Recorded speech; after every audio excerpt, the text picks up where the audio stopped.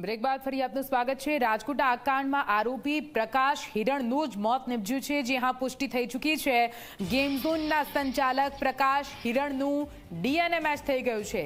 અત્યાર સુધીમાં 25 વ્યક્તિઓના ડીએનએ મેચ થયા છે, જેમાં આગકાંડના આરોપી એવા સંચાલક પ્રકાશ હિરણનું પણ ડીએનએ મેચ થયું છે। એટલે કે પુષ્ટિ થઈ ચૂકી છે કે આગકાંડમાં આરોપી પ્રકાશનું પણ સળગી જવાથી મોત નિપજ્યું છે।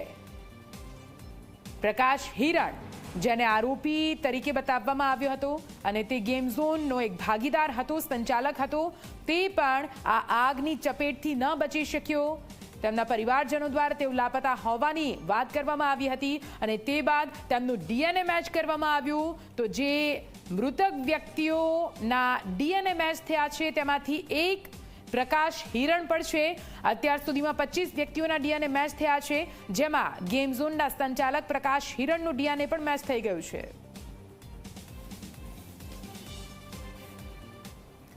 રાજકોટ આગકાંડ મામલે પોલીસ અધિકારીઓના નંબર જાહેર કરવામાં આવ્યા છે। લાપતા લોકોના પરિવારજનોને સંપર્ક કરવા માટે અપીલ કરવામાં આવી।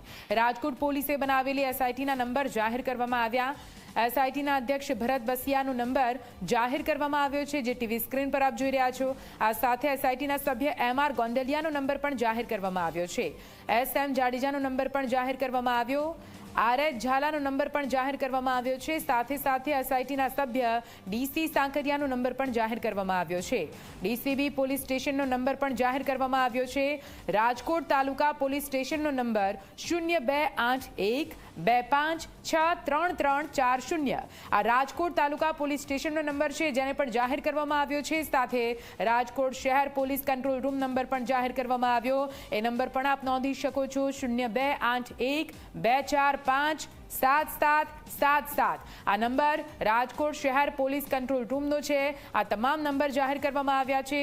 હજુ પણ જો કોઈ લાપતા હોય, તમારું સ્વજન, તમારું પરિવારજન, તો આ એસઆઈટીના તમામ સભ્યો સાથે રાજકોટ તાલુકા તેમજ રાજકોટ શહેર પોલીસ કંટ્રોલ રૂમ નંબર જાહેર કરવામાં આવ્યા છે, તેના પર સંપર્ક કરી શકો છો।